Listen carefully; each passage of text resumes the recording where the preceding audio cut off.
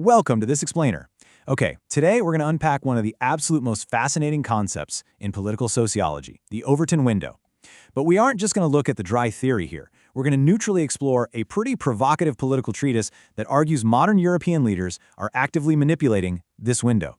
So let's dive right in and uncover the mechanics of how societies actually change their minds, or, as this document suggests, have their minds changed for them. Here is our roadmap for today. 1. What is the Overton window? 2. Shifting to active manipulation. 3. 4 pillars of consent. 4. The COVID-19 laboratory. 5. The reversal of morality. And 6. Critiques of the theory. Section 1. What is the Overton window? We're going to begin by defining the core sociological concept at the very heart of our analysis today. Have you ever just stopped and wondered how on earth policies that once seemed completely unimaginable suddenly become the new normal? I mean, think about it. Throughout history, things like women's suffrage, or, on the flip side, the prohibition of alcohol, started out way on the fringes, became common sense, and sometimes fell right back out of favor again. How exactly does that happen? Well, it happens through what's known as the Overton window.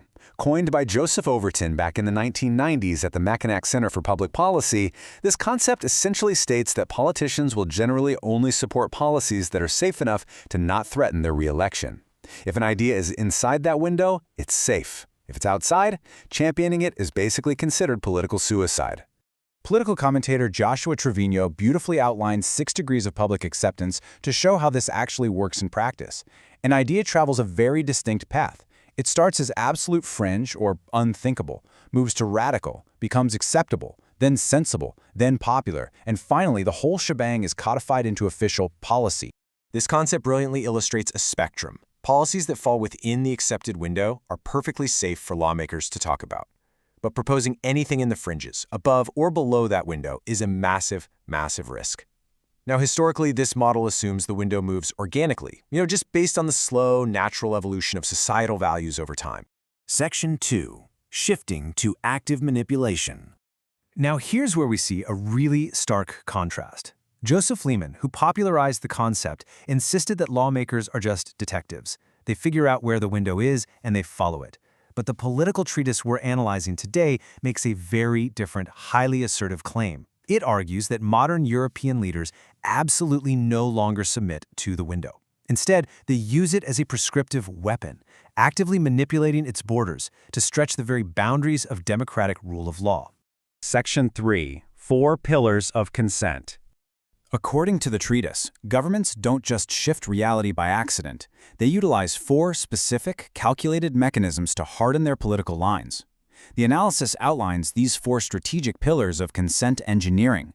The authors argued these pillars are constantly deployed to pull the window in the direction of state power, allowing leaders to enforce strict measures without totally alienating their moderate voters. Let's break these down one by one, shall we? Pillar 1 is the test balloon. Here, a government doesn't just act head-on. Instead, they have a secondary figure, like an influential deputy, launch a deliberately extreme proposal on primetime TV. The first reaction from the public is total outrage. But the treatise argues this triggers cognitive desensitization. For example, outsourcing asylum seekers to third countries was once literally unthinkable. But after the UK floated the Rwanda plan, it sparked a major debate. Soon enough, Italy made agreements with Albania, and suddenly a radical idea became a debatable, reasonable governance option across Europe. Pillar 2 is exploiting crises. The document argues that in normal, everyday times, human rights treaties act as speed bumps for state power. But crises, like terrorism or huge economic crashes, suspend our rational judgment in favor of collective fear. Take France's anti-terror response back in 2015. Exceptional state of emergency measures, like house arrests without a judge's prior approval, were presented to the public as strictly temporary. But as the window moved under the pressure of fear, those exceptional measures were permanently codified into common law. Moving right along to Pillar 3, cannibalizing rhetoric. Faced with surges from populist parties, centrist leaders often try to pull the rug out from under them by just adopting their opponent's extreme vocabulary. The treatise claims that when traditional elites in countries like Denmark or France adopt policies restricting birthrights or family reunification, they inherently legitimize the radical worldview, which swings the Overton window massively to the right. And Pillar 4 is scientificization and media framing. This one is all about narrowing the debate. By reframing a broad philosophical debate into a super narrow technical question, for instance, asking the media, how do we reduce immigration, rather than should we reduce immigration, leaders mechanically orient the answer. Political dissent is then easily disqualified, not as a different, valid viewpoint, but as sheer incompetence or a total lack of scientific understanding. Section 4. The COVID-19 Laboratory. Let's move to the document's primary case study to see how this builds into real-world application on just a massive, massive scale. The authors of the treatise make a really bold assertion right here. They state that the health crisis allowed governments to make a massive conceptual leap. Think back to early 2020. Western media called the lockdowns in China archaic and structurally impossible for free democracies. Yet, literally just weeks later, the unthinkable, dystopian idea of mass confinement became an indisputable official policy. Power didn't just move the window, they argue it completely shattered it.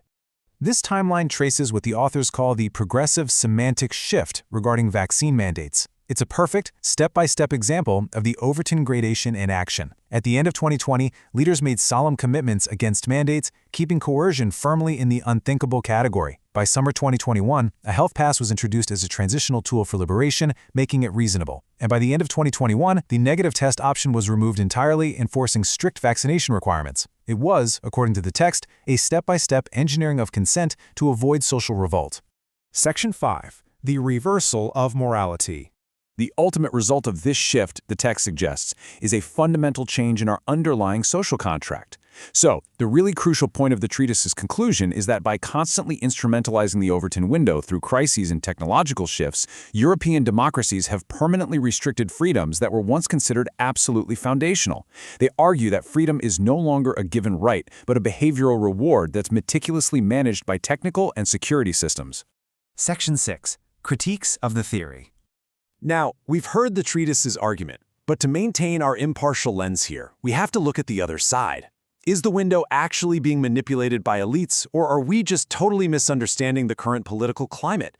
Critics, like those writing in the New Republic, point out a major flaw in this whole manipulation theory.